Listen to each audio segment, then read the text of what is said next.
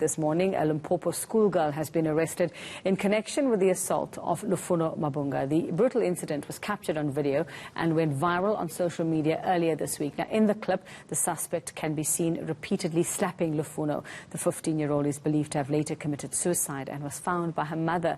Well, of course, this incident has caused outrage and is trending under the hashtag Justice for Lufuno. Lindokuhle Xulu is in Thohoyandou to find out more. He's been at the school and now also, just as officials visit the parents of Lufuno. Lindo, just give us an idea of where you are, who's there to actually talk to Lufuno's family and what is happening at the home at the moment. Well, Yuveka, as of this moment, we are at the family home of Lufuno Mavhunga, and we just left the school. That is about 30 kilometers or so from here. The MECs, MEC of Health, MEC of Education, as well as the mayor of the Vemba district, as we understand it, are there trying to gather information as to what exactly had happened. They're getting a report from the school before they come here. But we moved now to another location. Like I said, it is the family house of Lufuno. And we just wanted to speak to the family, particularly about the development that had happened. We do know that the 15-year-old Yuveka has been, in fact, arrested. The one that was seen in that video assaulting, that is Lufuno. But Kenneth Mavhunga is the one that is speaking to us. He is the brother of Lufuno. Thank you so much, sir, for speaking to us in such a difficult moment for the family. But if you can just give us the reaction from the family. We do know now that there are developments that in fact, there is the 15-year-old that has been seen in that particular video has been arrested. Just your reaction and what do you know about that? Yeah, thank you, Lindokuhle. What we know is the family yesterday, the principal has notified us that the 15-year-old has been arrested. She opened the case, so is the complainant. That's the only thing that we know about the arrest. There is not much that we know about the arrest. It's only that. So at this stage, just to confirm and make it clear, as a family, you have not taken any steps in terms of legally. But it's the principal that is the one who is a complainant in this matter. Yeah, according to what he said, he should be the complainant because he said he opened the case. As the family, we decided to focus first on the burial or the sending off of the deceased. Then these other legal matters, we decided as a family that maybe after we are done, we have concluded the funeral, that is when we'll have to sit down again as the family and try to chart the way forward. Many of us came to know of Lufuno and that incident of bullying, but ultimately her taking her own life, and apparently the suicide note, if not the voice note, had confirmed that she was struggling to come to terms with what had happened to her.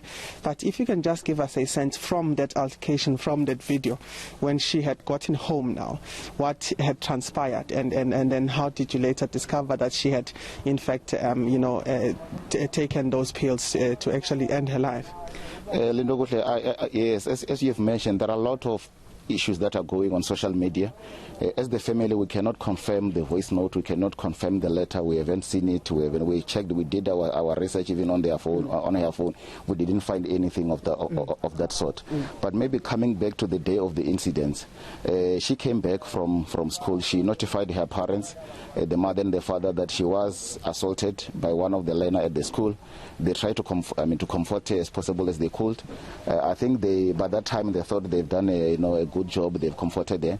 But later she started talking with one of her brothers that was in Pretoria through social media, and to show her. By that time the family hasn't seen even the video, but it seems as if she had the video because that is when she sent the video to the brother, and the brother by that time took it upon himself to make sure that he takes the matter to the principal.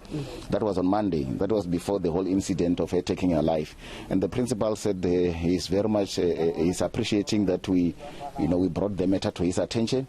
And then after that, I think after some time, when they went to her room to check up on her, they realized that she has collapsed. That is when they called the ambulance. Unfortunately, on her way to hospital, she was declared that she's normal. And one of the things you're speaking about is social media and some of the speculations that are happening. And hopefully, as many of the officials come to visit the family, there'll be a clear picture as to what those investigations are leading to. But I want us to talk about the fact that there have been flyers that have been created. There have been messages that have been created to say that she, in fact, had once said that everyone is beautiful in their own skin, among the speculations that are happening. And people now know her as that particular individual who was, in fact, advocating for everyone's beauty. But just give us a sense from a family's perspective as to what type of person she was. Just give us a sense, a glimpse into Lufuno's life and what she meant for the Mavhunga family. Yeah, as I've said before, Lufuno was the last born in the family. She was the last girl in our family. So she got the attention of all her parents and all her siblings, all her siblings, as it can be expected. Lufuno was a smart child. We knew from early that she was very much smart. We were hoping that she will become something, something in your community, something in his life. She will become something else. But we are very much devastated, and we cannot move away from the fact that maybe there are things that she will say on social media, things like maybe everybody is beautiful on her own skin. Unfortunately, we haven't investigated her Facebook account. But what we know from the principal is that when they were asking the one who assaulted her as to what was the reason of assaulting her, she said it's because Lufuno has blocked her on social media or on Facebook. So that might maybe tell you that something was happening there. Maybe she was advocating for something else more. Maybe she was under pressure, for her maybe to come out and say everybody is beautiful on her skin. Maybe there were other people who were telling her that she was not beautiful. We don't know. But we believe that there was something else that was happening on Facebook. The only thing that is very much painful is that the one who assaulted felt that she had the rights not to be blocked by someone on her account. So we don't know, but we think that a lot of things will come to the forth. But we remember Lufuno as someone that was also very much independent. We wouldn't be surprised if there was cyberbullying that was happening and she didn't report it to the family, because she was thinking that she will take it off. She will take care of it herself, like blocking maybe the perpetrator on Facebook and so on. So she was independent, so to say. I know, just as we conclude this conversation, the avenue of taking legal action has not been explored by the family. You said that you actually want to lay Lufuno to rest. But give me then a sense of the one that's been taken by the principal. We do know that the charges that are said in the statement of the police is that the perpetrator will in fact be charged with assault. Just in terms of the link between these two things, as nothing has been confirmed yet, what's your reaction around the charges that are laid there, and what would you like to see happen in this regard? We are the citizens of this country, and we believe that this country has got laws that each and every citizen must abide with. So I think there is no exception in this case. As the family, we would want to see justice prevailing, justice taking its course. Unfortunately, we cannot preempt the course that the justice system will take. As to about the charges, we think the police and maybe the Justice Department, the NPA, are well suited to look at the incident itself and identify which kind of charges they will have to bring up. But what we have seen in the video is assault. We don't know, maybe that assault can be coupled with other cases. Maybe if they can investigate further, maybe there was something that was happening on their social pages.